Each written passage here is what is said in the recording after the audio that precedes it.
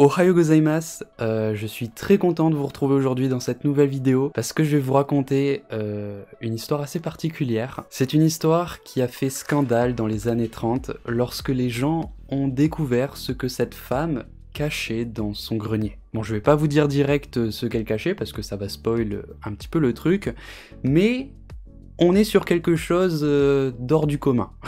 J'ai découvert tout ça il y a pas très longtemps et j'avais vraiment envie de vous la partager. En plus de ça, c'est une histoire qui a un petit lien avec l'horreur, donc j'espère vraiment que ça va vous plaire. Voilà, bah sur ce, je lance le générique et je vous raconte tout ça.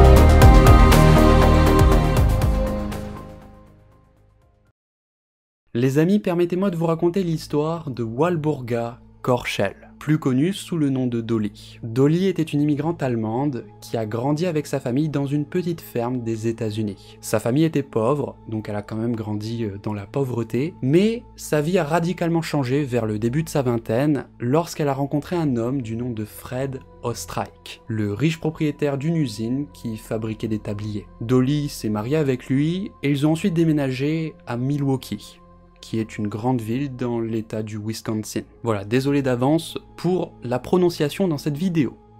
Malheureusement, leur bonheur ensemble n'a pas duré très longtemps. Fred passait presque tout son temps à son travail, c'était un mec très occupé, et le peu de temps libre qu'il avait, donc après le travail par exemple, eh bien il s'en servait pour sortir le soir dans des bars avec des amis.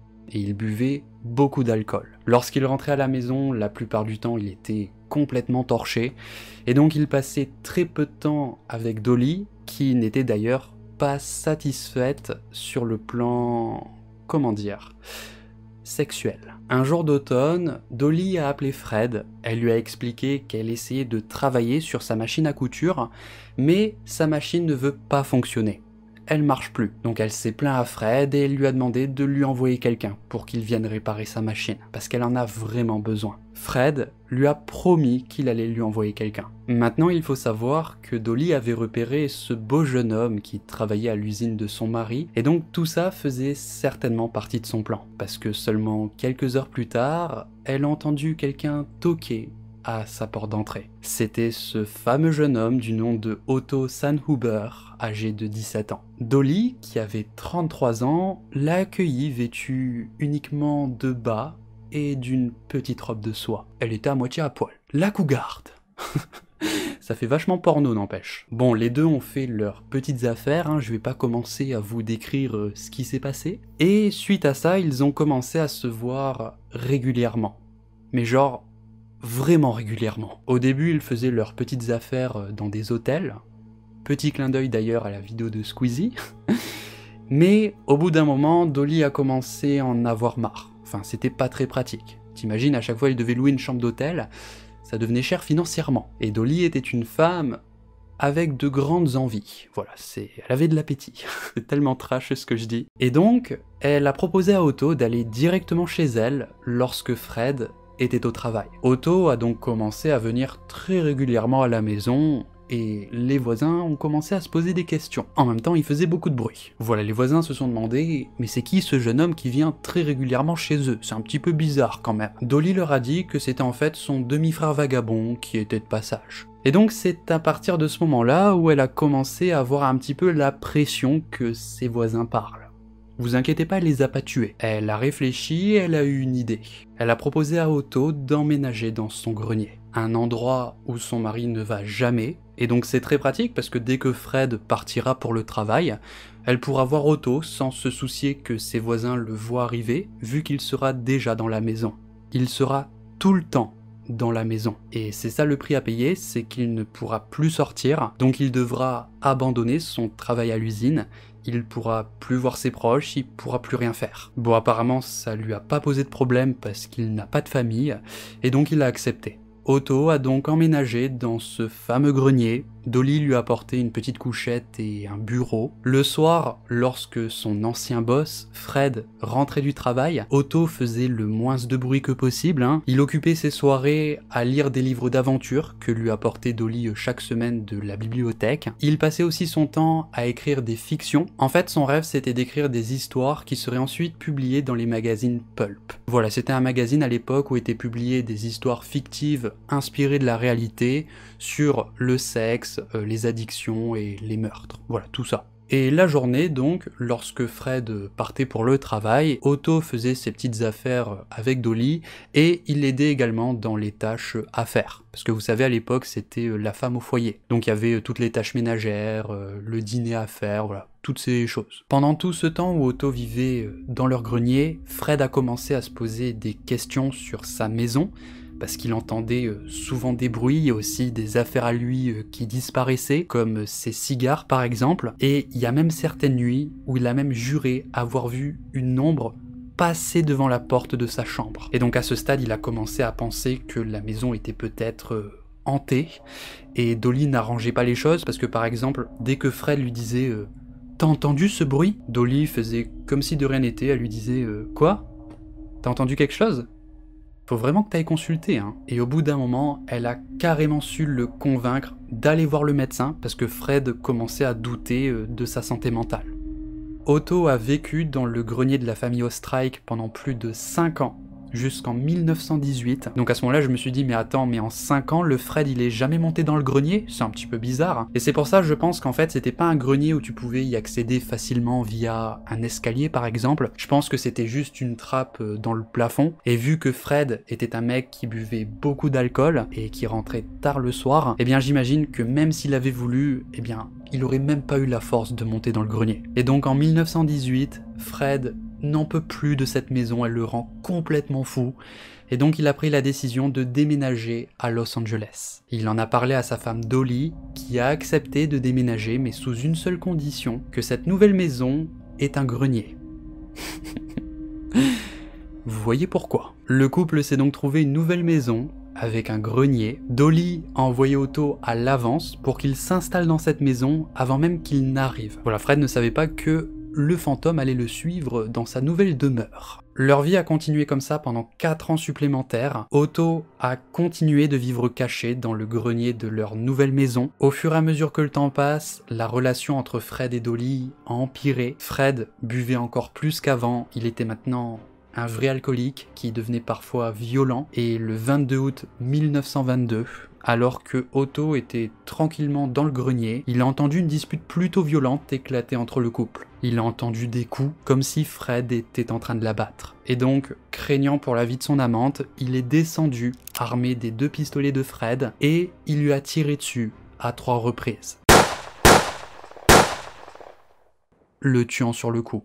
Otto et Dolly ont décidé de faire passer ce meurtre pour un cambriolage qui a mal tourné. Otto a pris la montre en diamant de Fred et il a enfermé Dolly dans un placard. Information importante, ce placard ne peut être fermé que depuis l'extérieur. Une fois qu'il l'a enfermé dans le placard, il est remonté se cacher dans le grenier et Dolly s'est mise à crier à l'aide jusqu'à temps qu'un voisin se mette à appeler la police. La police est finalement arrivée, Dolly leur a raconté une histoire. Alors je sais pas exactement ce qu'elle leur a dit, mais j'imagine qu'elle leur a dit qu'il y a un voleur qui est entré dans leur maison, il a volé des objets de valeur, ça a mal tourné, il a tiré sur Fred, et avant de prendre la fuite, il l'a enfermé dans le placard pour l'empêcher d'appeler la police. Les policiers ont un petit peu douté de son histoire, mais en même temps ils n'avaient pas d'autre choix que de la croire. Après tout, Dolly n'a pas pu s'enfermer toute seule dans le placard. Elle a donc hérité de toute la fortune de son mari, elle a eu beaucoup d'argent, elle a pu s'acheter une nouvelle maison, et devinez ce qu'il y avait dans cette nouvelle maison? Un grenier. Comment ça, un grenier? Elle a plus besoin de cacher Otto, son mari est mort. C'est vrai. Mais Otto, c'est plus son esclave sexuel, vous voyez? Apparemment, leur relation s'est tournée vers la soumission et la domination. Otto, qui était amoureux d'elle, était un petit peu emprisonné par son amour pour elle, il a emménagé pour la 3e fois dans le grenier de sa nouvelle maison. Otto a réussi à publier quelques histoires dans les magazines Pulp, il s'est fait un petit peu d'argent et avec cette thune il s'est acheté une machine à écrire. Voilà, pour continuer à écrire ses histoires. Pendant ce temps, Dolly s'est trouvé un nouveau mec, un avocat du nom de Herman Shapiro. Elle a fait une première erreur qui a été de lui donner la montre de son ex-mari. Vous savez, la fameuse montre en diamant qui était censée avoir été volée lors du cambriolage. Herman a reconnu la montre, donc il a demandé à Dolly comment ça se fait que t'as ça, et Dolly lui a expliqué qu'en fait, elle l'a retrouvée dans son canapé, vous savez, bloqué entre les deux coussins. Herman l'a cru, hein, et il faut savoir qu'il n'habitait pas encore avec elle dans la maison à ce moment-là. Comme Herman passait lui aussi énormément de temps à son travail, Dolly s'est trouvé un troisième gars. Voilà, pour le plaisir. Ce mec s'appelle Roy Klumb. Bon, elle s'est surtout servi de lui pour lui demander quelque chose. Elle lui a expliqué en fait qu'elle a trouvé dans sa maison l'une des armes à feu qui a tué son ex-mari. Et donc elle lui a demandé s'il pouvait bien se débarrasser de cette arme. Elle lui a expliqué qu'elle n'a pas envie de remettre l'arme à la police parce qu'après, les policiers pourraient se retourner contre elle et ils pourraient l'accuser. Roy a accepté de se débarrasser de cette arme. Dolly est ensuite allée voir l'un de ses voisins, alors c'est complètement le folklore, hein, et elle lui a demandé exactement la même chose pour la deuxième arme à feu. Son voisin lui a dit pas de problème, il lui a dit qu'il allait l'enterrer dans son jardin. Sauf qu'au fur et à mesure du temps, la relation entre Roy Klumb et Dolly n'a pas duré, et donc Roy est allé voir la police et il leur a tout raconté à propos de l'arme à feu que Dolly lui a demandé de se débarrasser. Son voisin, ayant entendu tout ça, il est lui aussi allé voir la police et il leur a apporté la deuxième arme à feu.